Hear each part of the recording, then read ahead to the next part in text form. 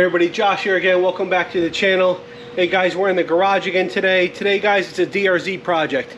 So I've been wanting to put handguards on the DRZ for a while. One, to protect my hands while we're riding through dirt or the woods or things like that so you don't clip it on a tree.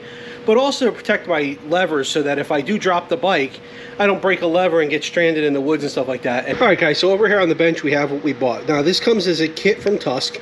Actually, I think I got this one from Rocky Mountain ATV, but it's basically, it's the Tusk handguards, it's the plastic part of the handguards, it's this plastic rub piece that goes on the front of the bar to protect it.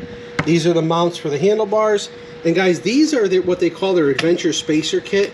And on some bikes you need this because this little aluminum spacer moves it out a little bit further to leave some room for a lever. I'm not sure if I need it for the DRZ or not, guys, but the kit is either $75 as it sits or $77 with the 2 extra bolts. So for $2, I figure it was worth grabbing the extra bolts.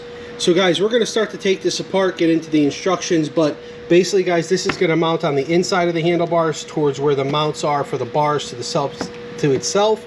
And then these go in the end of the bar, these expand out, and that's what holds the end of the handle on there. But we're gonna get this opened up, and then we'll get over to the bike and we'll start the installation.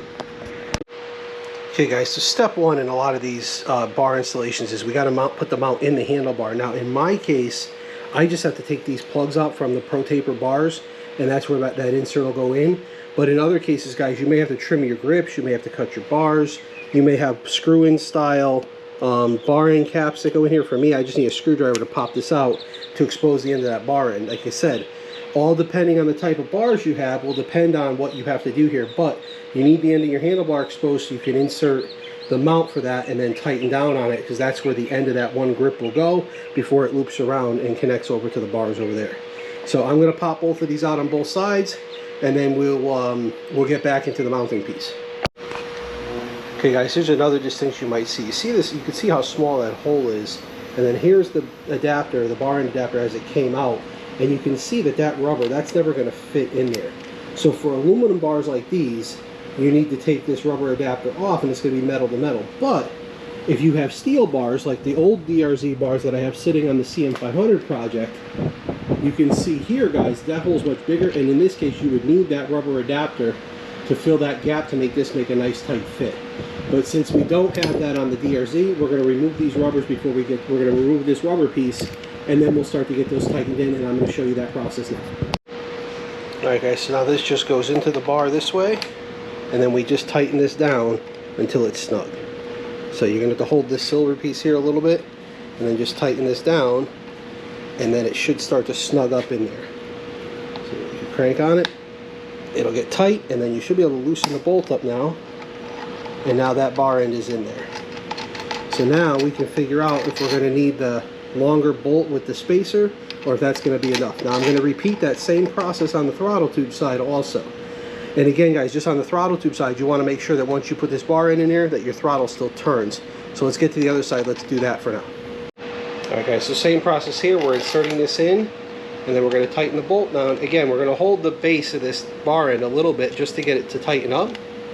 And then once we get it to tighten up, we can let that go, and we can really tighten this up now so it expands that metal in there to hold it, and then we can back the screw back out. Now, what you're going to see guys, look, throttle is still free.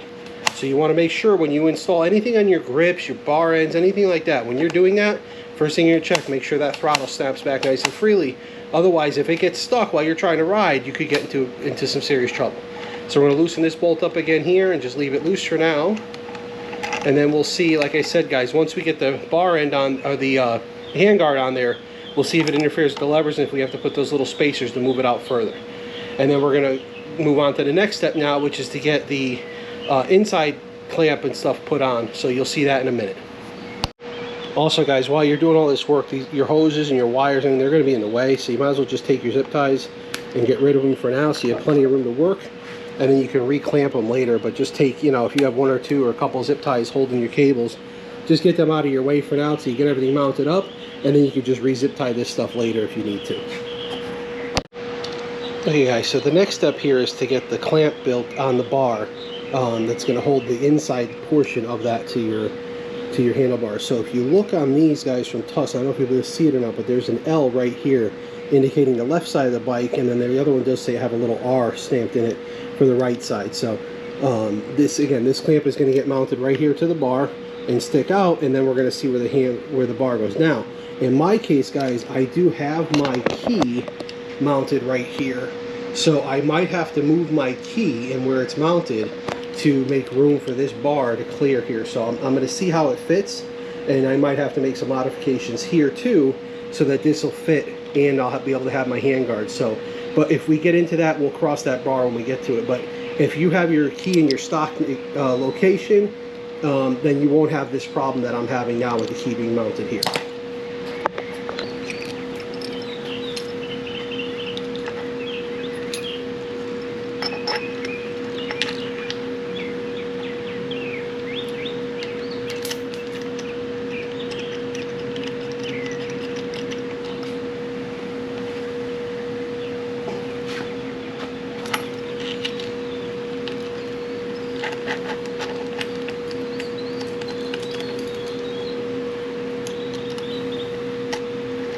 And all we're doing here, guys, is putting them basically just enough to hold it on the bar without it falling off. So basically everything's just enough, just so it doesn't fall off right there. So we can move on to the next step, which is to get the guard and put that on here. So we're going to grab the guard and work on that. Okay, guys, so the next step here is we're just going to take this bolt loose out of the end here. We're going to slide it through for our handguard, and we're going to get that to just sit there loose, like this. I'm just going to let that go loose there. And sure enough, guys, exactly what I thought was going to happen is my key is right in the way here. So here, let me see if I can show you that. Grab the camera here. So sure enough, where I have my key mounted, this is going to be a problem for me, because that's where that handguard wants to sit, even if I space it out further. So I'm going to have to unbolt that for now, and we'll find a new place for that in a minute. But for now, we're going to get it unbolted, get it out of the way, and then we'll figure out how we're going to we'll get these mounted up, and then we'll figure out where the key can go after that. But so far, guys, it's a fairly straightforward installation, not really difficult. I think I got a 5mm Allen, and I need a P2 Phillips, a number 2 Phillips, just to put the plastic pieces on here afterwards. So, but let me go grab I think that's a 12mm that holds that key in place, get that unbolted and out of the way, and then we'll figure out where we're going to put all this stuff. Okay, guys, as I'm working on this more here too, I'm looking at, just everything right now is just together loose, just enough to hold it in place. Like this screw down here is loose, the end screw isn't even in all the way. But guys, as I'm getting this all adjusted and playing with the settings, if I move this all the way in, right over here, you can see how close that lever is to the bracket right here, to the actual guard, right? This is the aluminum, this is the actual parts doing the work. So because it is so close, there's maybe about a 1/16 or an eighth of an inch to a 1/16 of an inch in here, I am going to use that spacer that I purchased. So what we're going to do is we're going to take the shorter bolt out, right? This bolt here is just a little bit shorter, you can see, right? So this bolt's a little bit shorter than one that it came with, and then they have that nice aluminum spacer. So what we're going to do is we're going to pick that bar end back up, we're going to put the spacer between the bar end, there we go, like this, so you can see it, and the thing, and then we're going to run that bolt through now and tighten that up just finger tight, just so it's in there. But now you'll see, guys, we have about a ½ an inch or so of clearance between the lever and the bracket, which is going to be just about perfect, so that in case, that it's never going to get hung up on there or whatever, even if this guard bends a little bit or whatever, it's never going to get hung up on that. So now what we're going to do is we're going to play with the up and down a little bit, and we're going to just give this a little snug like this, because I want that in line basically with the handguard, and that'll hold that in place. And now I can go and tighten up the other side, other portions there, and then we'll have an idea of how it all looks when it's all together, and then I can start to work on that key. But I'll probably get the other side installed first, and then we'll work on where we're going to reposition that key. So, but let me finish tightening all of this up, and then we will we'll get the guard on it and the plastic guard for the side, and you guys will get to see at least the left side all finished up. Alright, guys, I got these 3 bolts here, and the one that's in the handguard all buttoned up now and bolted. And guys, you can run them just like this, right? This is perfectly fine to run a handguard like this. This is like the old Barkbuster style, which was just this aluminum bar that protected your handle from that kind of stuff. But I am going to put the wings on it and the plastic piece inside. The plastic piece inside is nice if it drops and stuff like that. It's really not going to beat the aluminum and the powder coat finish up too much. And then the front part, guys, is just to keep brush and things like that. And also in the wintertime, which again, South Florida is hotter than heck, I really don't need it, but it would also protect your hand from a little bit of wind and stuff like that, but mostly from brush and things like that when you're going through the woods. It'll knock stuff away from there. So we're going to get those parts installed, and we'll give you a final look at this left-hand side all finished up. And real quick, guys, you guys can see, you may not be able to see it, but right in here it also says LH for left hand, so it does tell you the side that even these go on. So everything is marked and labeled nicely. So let's get this installed and we'll go from there. And it's just a regular Phillips head screw, Josh, guys. So we'll get them started. You know, and guys, this is one of those things where, like a lot of other things we do, guys, just get everything started loose so it's all in there, especially when you're trying to line up multiple bolts, and then you can go ahead and tighten them down. But you know, once they're started, it's pretty, you know, then you're not trying to fight against something that's already tightened down, trying to loosen them up. So, and this is just regular Phillips head screws, guys. Now, probably wouldn't be a bad idea, guys. They don't call for it, I don't think, in the instructions, but a drop of blue Loctite probably wouldn't be a bad idea, but we'll see if we need it or not. And then there's just this other little plastic guard for the side. Again, guys, it's marked LH inside, and that just goes on this side over here to protect this portion of the guard. So from drops and stuff like that, it's not going to do much more than, you know, scratch protection. But again, same process. Get both screws started. Once they're both started, then you can go ahead and tighten them up.